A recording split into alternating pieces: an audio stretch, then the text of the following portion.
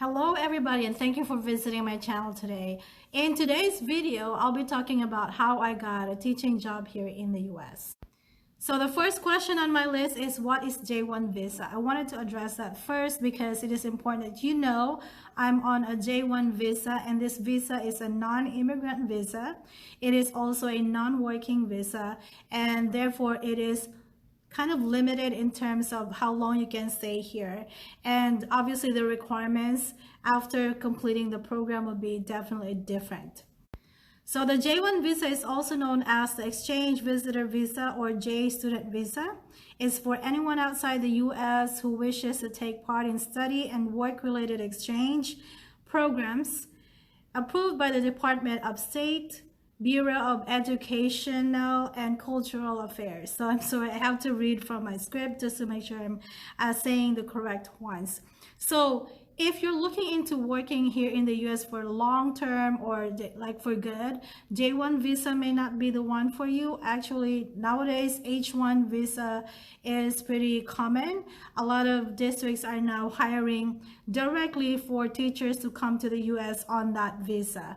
But getting to the US in J1 visa can be your stepping stone as well. It's also important to gain as much experience as you could, and eventually you can get the visa that you like. And second question on my list is, what company sponsored my visa? I have asked permission from the agency if I could mention the agency, and they agreed, so we're good to go. So the agency is called EPI, it's Educational Partners International, and they are authorized to sponsor teachers for K through 12 placements in public, private, and charter schools in North Carolina, South Carolina, Virginia, and here in Florida. Third question, what steps did I go through to get to the US to teach? Just to make it clear, all the steps here are based on the steps that I have completed with this particular agency. I cannot say any steps required by other agencies because I don't have any experience with them, and I also will not be mentioning other agencies besides EPI because first I don't have their permission to do that, and also I cannot vouch for them. I could be mentioning agencies that are illegal, so I don't want to do that.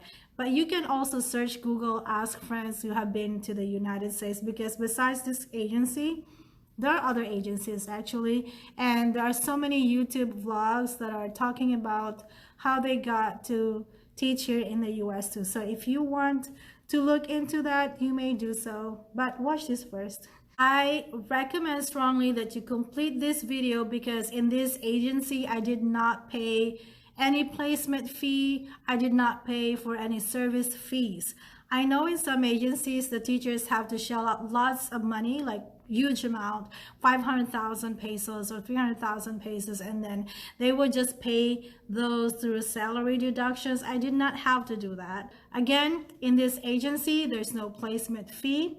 They are very organized because they have been in the business for a long time now, and they have sent a lot of teachers from different parts of the world already. So now what are the steps? Just to make sure that I am not missing any steps, I will just read through my script. Okay, the first one is to create an account with the agency online. The link is in the description below. So it's teachwithepi.com. No space.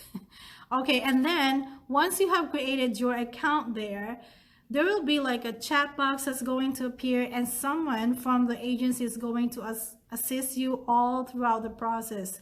So actually, if you just go to that, they will help you from step one, like I said, up to the time that you're here. And when even you're here, they will still assist you with things that you need. So when you get to the website, follow their instructions. Basically, someone will help you go through all the steps. And number 3, they will ask you to turn in documentations to check your eligibility. So they want to know first if you have the basic requirements, if you met them. When they have checked that you are eligible, then they will instruct you to go through the next step, which is their interview through Skype. I don't know nowadays, but during my time, it's through Skype. So I had to really create my Skype account. I never had Skype before this.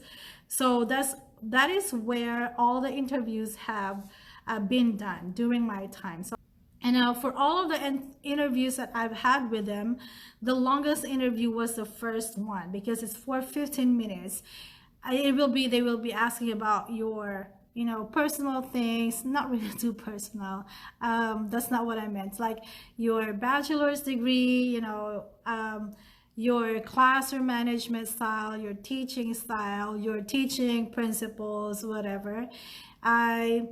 I couldn't remember exactly the questions anymore because that was like 5 years ago. Then I'll probably just do like a separate vlog about the interview questions. If I remember them, I'll try to do that. Okay, so when you pass the initial interview with EPI, like I said, I think it's about checking on your communication skills. There's going to be an interview with the school principal or somebody from the district. So I was not interviewed by a principal. I was interviewed by one of the officers in the district, like a director, and I met him here. I saw him in person in one of our meetings. And the other interview will be, this is the third one, will be to prepare you for your visa interview when you already have your schedule. Okay, so far I mentioned creating an account with EPI, and then just follow basically the instructions that they will give you there, and then they will give you instructions on what documentations to turn in. All the documentations that you're turning in are to be uploaded in the account that you created. They're super organized, I'm telling you. And then they will check on your eligibility, the basic ones. I will tell you the basic requirements. And then there were 3 interviews that I went through. The first one is the longest, to check on my communication skills. The next one is the interview with the employer, so somebody from school, like principal or someone from the district. And then the third interview is to prepare you for your visa interview.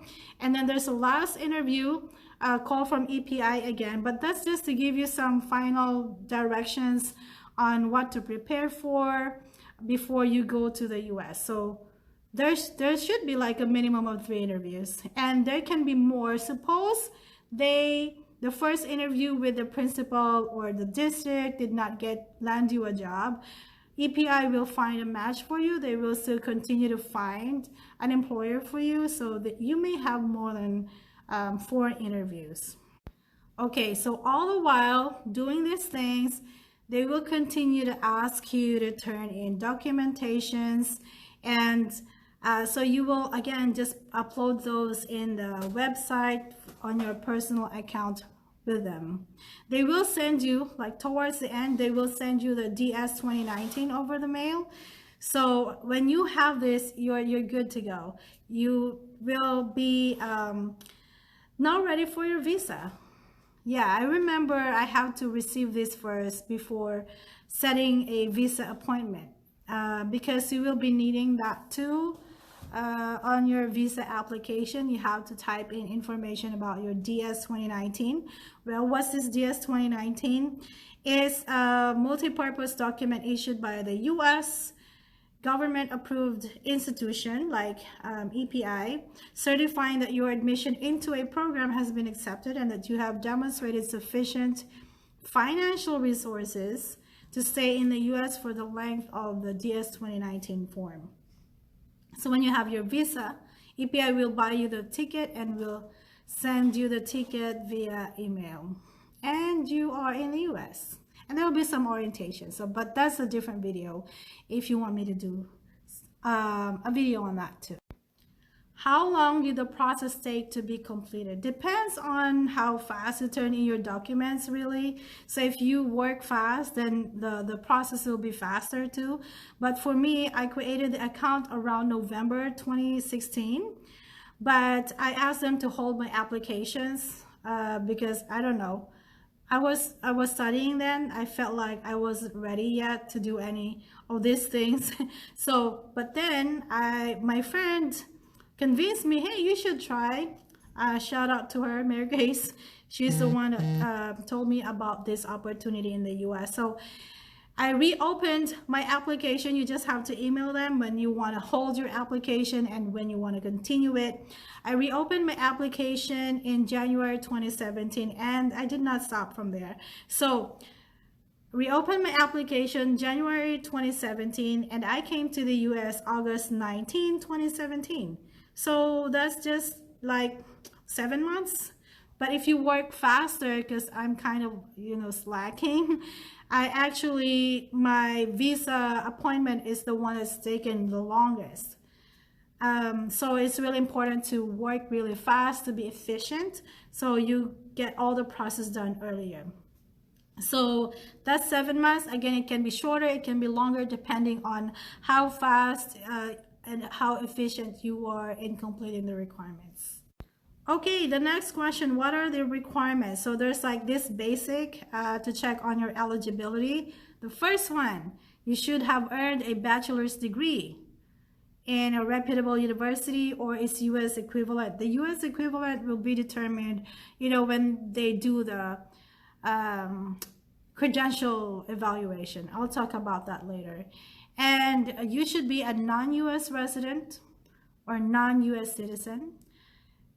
Advanced proficiency in English, 2 years teaching experience after date of bachelor's degree, and you should be currently teaching full-time or pursuing advanced studies or degree like MA or PhD.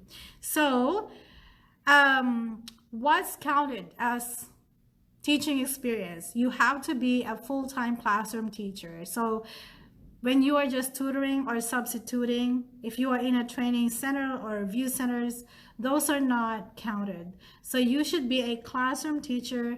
And so yeah, I think you know what I mean.